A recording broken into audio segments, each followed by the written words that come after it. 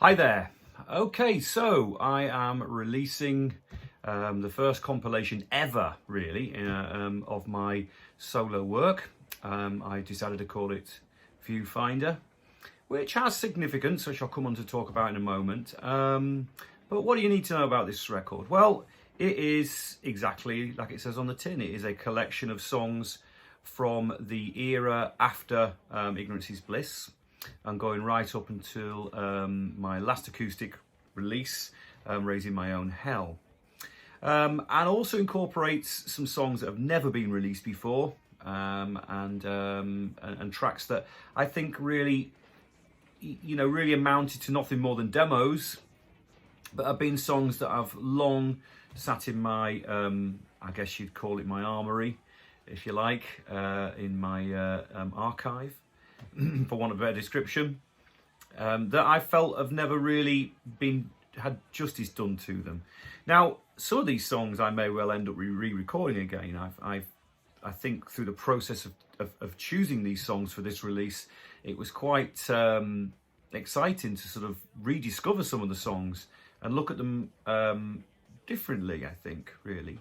It's a kind of an odd thing when you write and record music, that you, certainly from my point of view, the way that I do it is once I've recorded something, it kind of enters a different part of your head.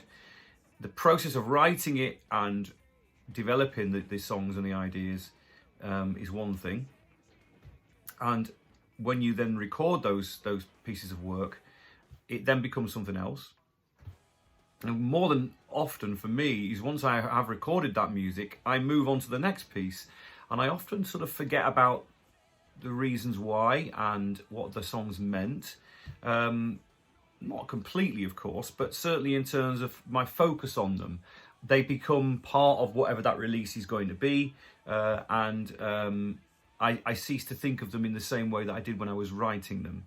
Because most of the process for recording and creating art, really, for me, is in the process of the initial idea, which I always regard as kind of, I think, really is the center of me as a writer.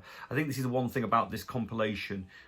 A lot of these songs really do, I think, illustrate this sense of how I regard myself as a composer.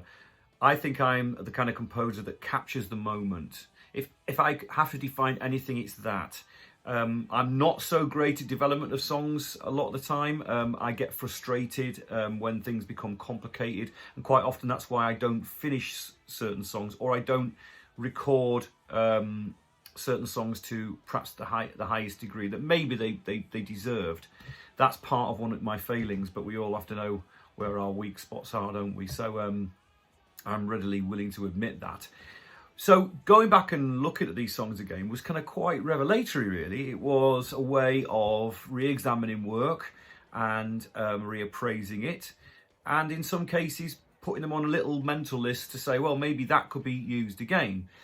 So I started off by revisiting the first initial period, straight after Ignorance is Bliss, really. There was a couple of years of where I didn't do an awful lot, where I was just writing, but I didn't release anything. And within that period of time, say from, I guess, 96, right up until the first time I released anything, which was 2002, quite a bit of a period of time there, isn't there? So those sort of 6 years or so were essentially me pursuing other things and continuing to write whenever I possibly could. But I had other distractions. I'd entered into the film business. That was the period where I moved back down to Bristol from Scarborough, having moved up from Surrey to Scarborough for a short period of time. We went back down to Surrey and we started having children. That was one thing that obviously clearly takes precedence. And I got into the film business and I worked on Gladiator and all these other things that I've talked about before.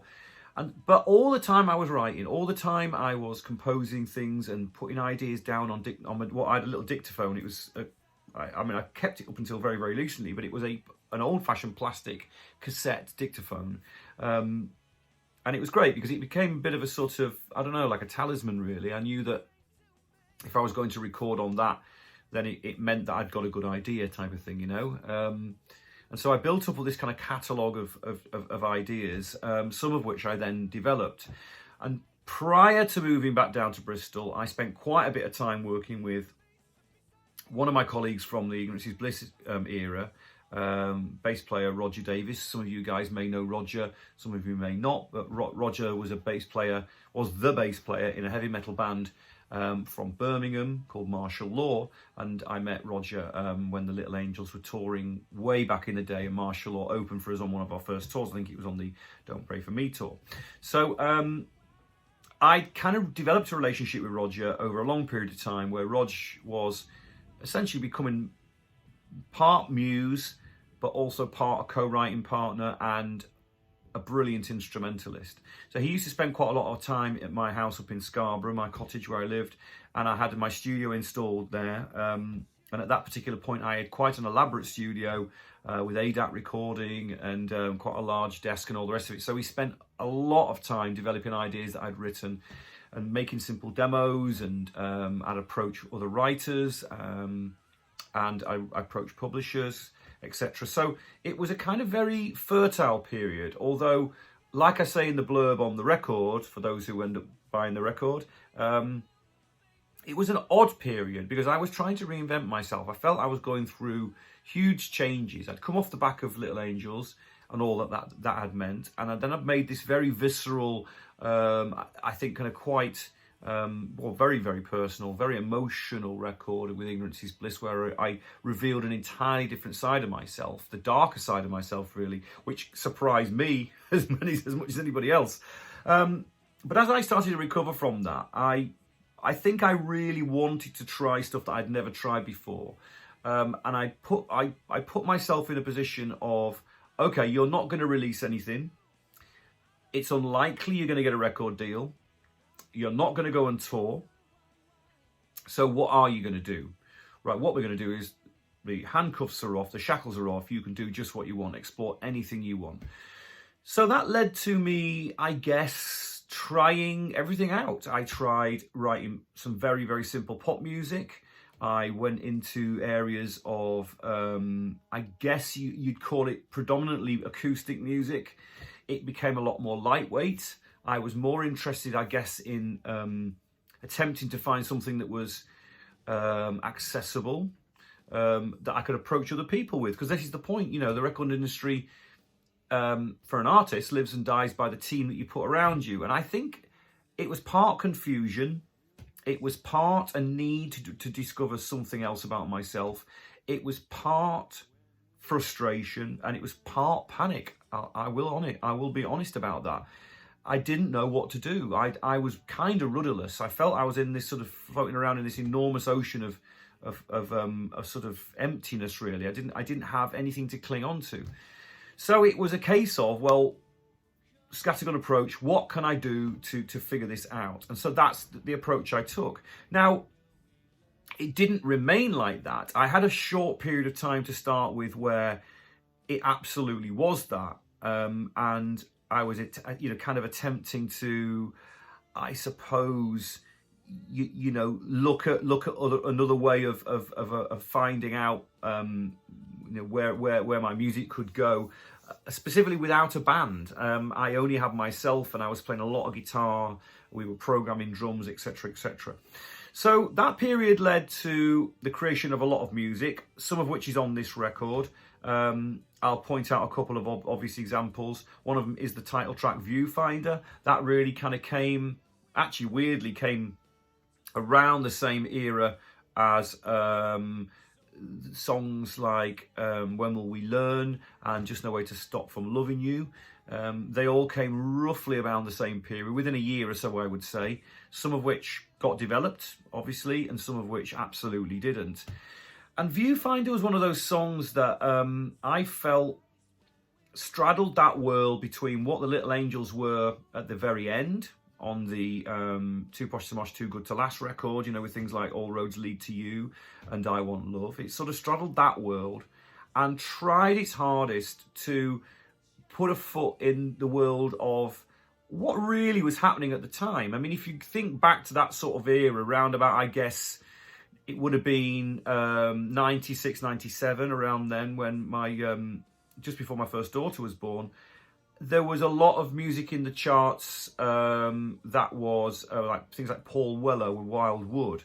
So it kind of had a classic lean to it. It was sometimes acoustic, sometimes electric, but I think Paul Weller's a good example of, and I've always been a fan of Paul's writing. I think he's a fantastically clever writer.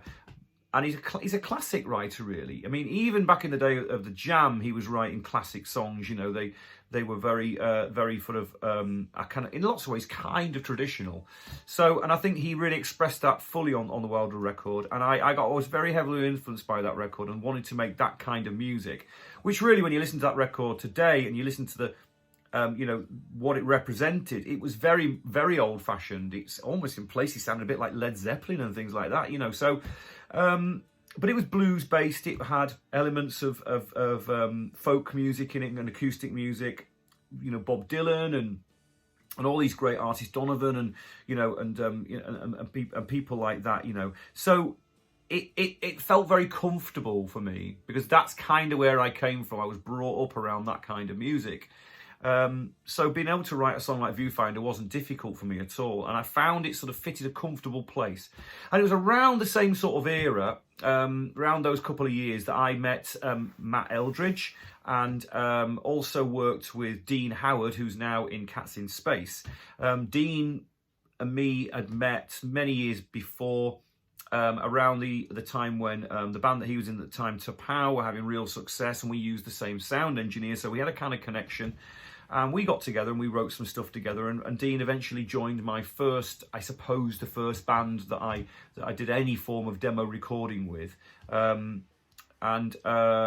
contained myself, obviously, Matt Eldridge on drums, and then Roger Davis on bass, and then there was a kind of floating amount of people that came and went with regard to the guitar playing. I played a lot of the guitar myself. I got right into sort of playing my Telecaster through an AC30 again, and we made some recordings using me as the main guitar player, which, believe me, is quite terrifying for me, let alone anyone else listening to it. But it was a kind of, again, it was part of that process of trying to figure out what else I could do, who I was, what else I could muster, I found it very, very, very kind of very, very important period, you know.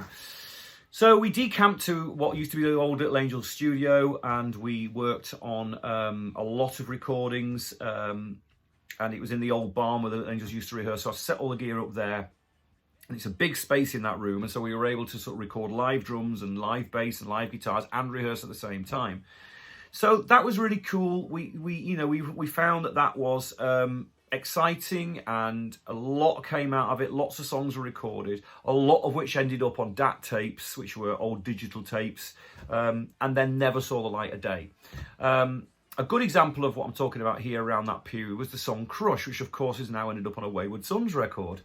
That was originally a very, very personal, small demo that I created, largely on my own, actually, in the barn with the guys, but really it was just a small percussive rhythm track, me playing acoustic guitar, and I can remember I had a fevered night one night. I was in the studio, they'd gone home, and it must have been midnight, 1 a.m, something like that, and I had all my lyrics, like I always do, spread around the studio, pinned up on the walls and stuff like that, so I could kind of catch a glimpse. That's what partially what I do in my writing process. I write lyrics or titles out or ideas out on pieces of paper, and I stick them up on a wall. And the idea is that you don't think about them, and you maybe catch sight of a phrase or something or a word, and it sparks an idea. That's sort of the principle. And I can remember having this kind of like almost like a flow of consciousness. You probably don't know if you've heard of this process, this idea before, but it's this sort of, you get into a state of a mental state where you channel, you open up your mind. Sounds very hippie, doesn't it? But it does work.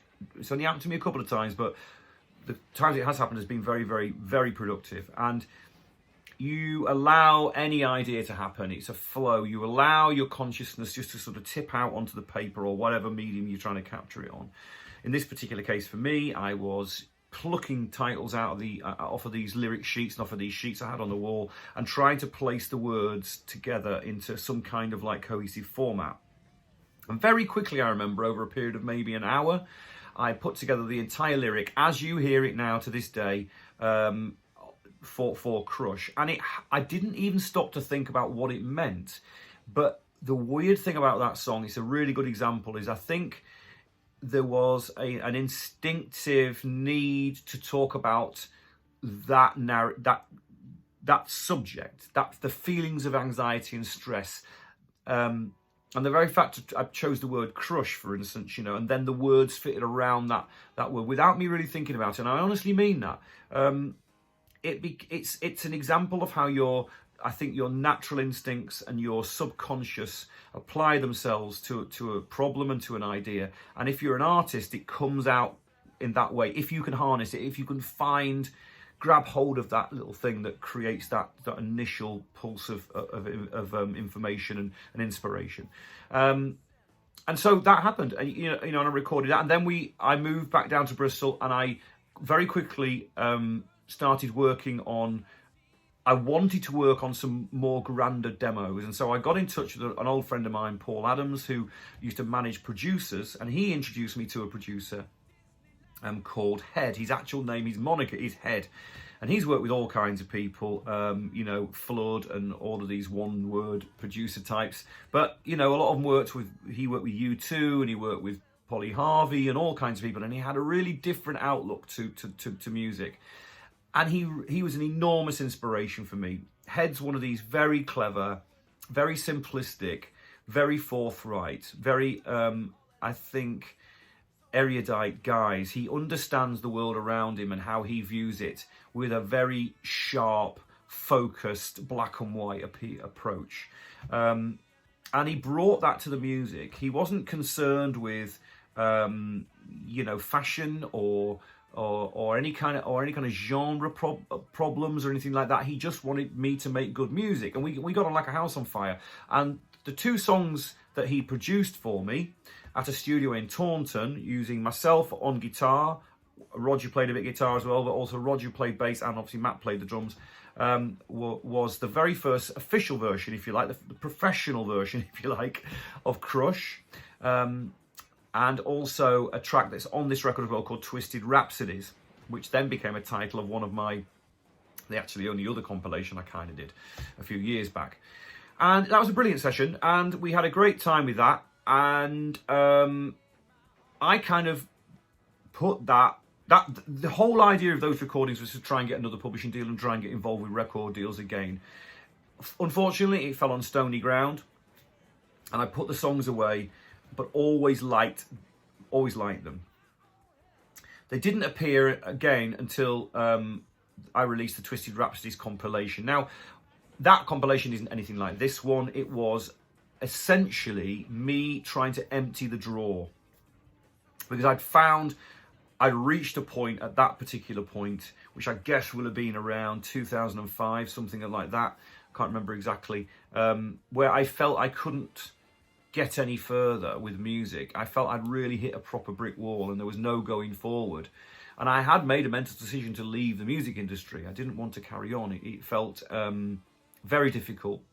We had 3 small children at this point, and I was trying to make ends meet, etc. So life intervened, and so I hurriedly put Twisted Rhapsodies as a compilation record together to basically say thank you to all you guys, to the fans, and say, look, this is all I've got, there won't be any more, type of thing, and put it out. And it didn't really sell anything, because at the time I wasn't really as equipped as I am now to be able to broadcast myself and to promote myself. I didn't have the fantastic Mr. Rob Town with me, or the brilliant Martin Tibbetts, or the amazing, Steve Strange, or any of the people that surround me and help me put my music together and put this stuff out.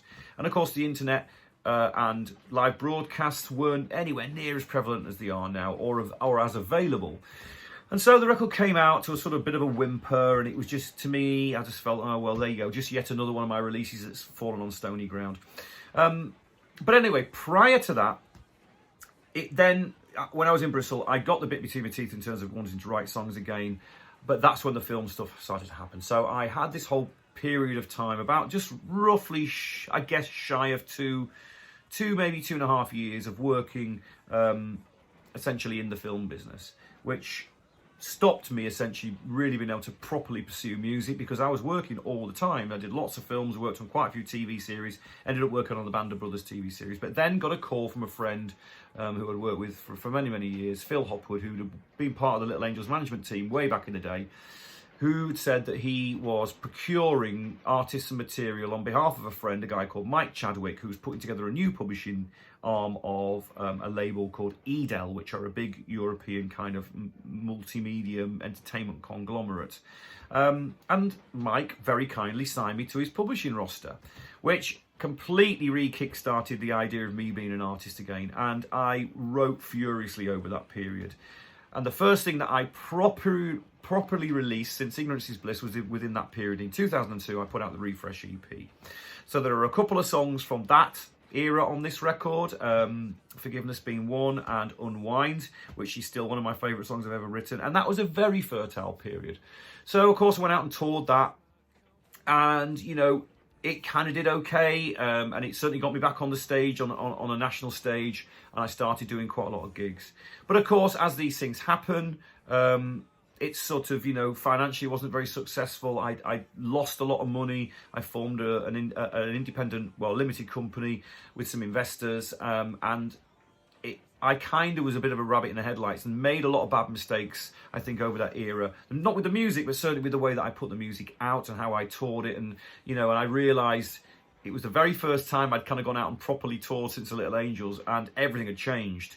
Everything had got more expensive, you know. I was dealing with different promoters. I was dealing with a different agent. I was signed to a different agent. I managed to get an agency, the Mean Fiddler agency. And even though they were great, and I was working with a fantastic agent down there, you know, it was different, and I had to fight my way back up. And people had, I think, you know, I felt people had forgotten about me, which quite rightly they probably had done. I hadn't done anything, you know, I'd been away, and time. 6 odd years is a long time to be away in the music business, you know. And I learned that to my peril, really. But I did go out and play, and it did get the juices flowing. And then, of course, the next thing I put out essentially was the Twisted Rhapsodies album, and then got called back. I'd been involved with a guy, through Townsend Music, who's a fantastic fella, and he really helped me to put the idea of recording and releasing music again back into a serious frame, because Townsend Music was and still is a fantastic distributor. They kind of put together this whole mechanism of being able to release artists digitally in a proper format, with proper distribution and with promotion and utilizing the internet and all the things that go with it. And they kind of largely put that together, or Bruce McKenzie, the guy was called. Bruce had largely put that whole plan together himself, and it was brilliant. And he helped a lot of bands. He helped Thunder.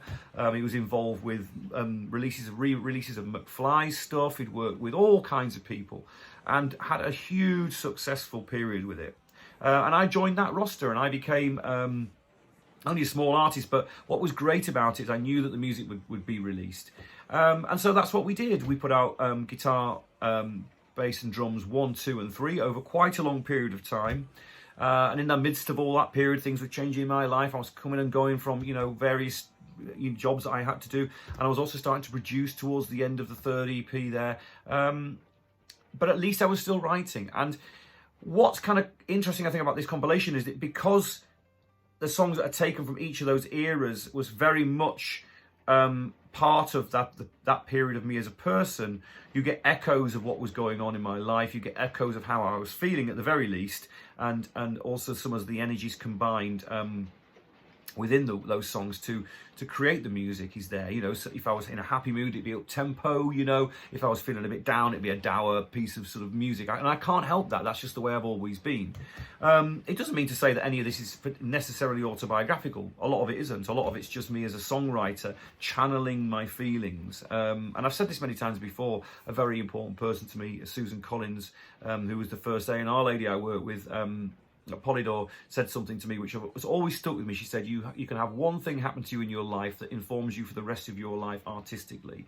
And even though at the time I didn't understand it, because I was only 19, 20 years old, it really makes sense to me now. So often when I channel something, it's often going back to 2 or 3 key things that happened to me when I was younger, that were hugely affecting me in a huge way.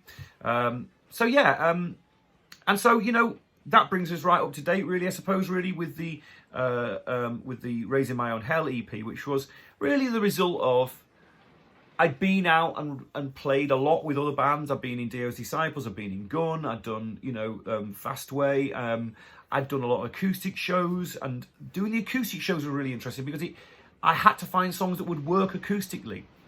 And so, even though a lot of the Little Angels stuff easily did, because Don't Pray For Me and No Solution and all those sorts of songs and, you know, Soapbox were written by me on an acoustic guitar, I felt it was very important to find other stuff that worked acoustically and would equal that material.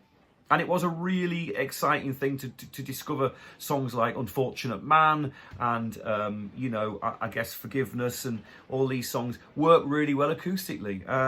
And so I've been out playing a lot. But what I hadn't done is I hadn't really spent, I felt, enough time on my own development as an artist. And I certainly hadn't recorded enough by that point to go out and put something out that represented me. And so I sat down and I wrote, I think, about 8 songs over a period of maybe a month or so, on and off in between other work I was doing, because at this point I was doing a lot of production. I was working with James Tozen quite heavily, and we were living in Scarborough by this point, and I'd also made a Saxon album. And believe me, being a producer takes up, you know, if you're working on a production, it can be 16, 17 hours a day. So the last thing you want to do is when you get home or you get into your bed in the studio is to think about any more music, believe me. So I found myself in a period where I had some time to work on some music of my own, and the results were that record, Raising My Own Hell, which I still love the songs of that record. I don't think the recordings are great, and it's certainly some of the material I would consider re-recording again, I think. But it's some of the best lyrics I think I've come up with. I think there's a couple of my favourite songs I've ever written on there. I think 4-Letter Word, which is on this compilation, is one of the best things I've ever written. And I certainly will be revisiting that. And I absolutely love the title track, Raising My Own Hell. It's fun, and it absolutely encapsulates the concept of how I view... I mean, that song was kind of like a love letter to America, which is interesting. But it's because of my relationship I've had as a touring artist around the world, and the frustrations I found in America that we, you know, Little Angels couldn't get ahead in America. So that song's kind of like a tongue-in-cheek appraisal of how I feel America is. Probably never more pertinent than the last few years, you know, of course. But anyway, yeah. And so I kind of reached that point where that record was demonstrating my sense of who I was, and it really was a precursor to me, I guess, thinking about going into some kind of brand new band project. It did come some years later, because we moved away from Scarborough again and came down to Somerset, and that was the catalyst, that big change, you know. But it was the last thing that I recorded that has made it onto this record. Now I'm going to be doing some more in-depth explanations of these songs, as I did for the Ignorance Is Bliss record, so you'll get a little bit more of a sense of what those songs mean individually. But I think in essence what I love about this compilation is that, taken as a whole, if you listen to it as a complete piece, it does chart the journey. It definitely talks about the things that I was interested in at the time and how I was feeling, and I can hear the development as me as a writer as I explore and examine myself and start to dig deeper into the layers below the surface that I didn't know were there before. And I'm growing up, and I'm maturing, and I'm listening to different things. And so I love that kind of that curve, and I believe it needed to happen. That whole period, it's a long period, you know, it's years, it's however many years, 15 years or something. It's 15 years worth of work, longer. And so it feels very precious to me, and it's been a joy to go back and curate it and rediscover a lot of these songs, with a view to drawing a line under this whole period. Because now Wayward Sons has got me back up onto the world stage, and I'm now more visible than I've ever been before. I feel now is the time to start thinking about creating another solo era of my life outside of Wayward Sons even. And so this draws a line under the very the solo orientated material. So I really hope you enjoy it. Let me know what you think about it, will you please? Give me some of your favourites, or are there some songs you don't like, etc. And also there are 4 absolutely never heard before songs for you guys to enjoy. Thanks a lot.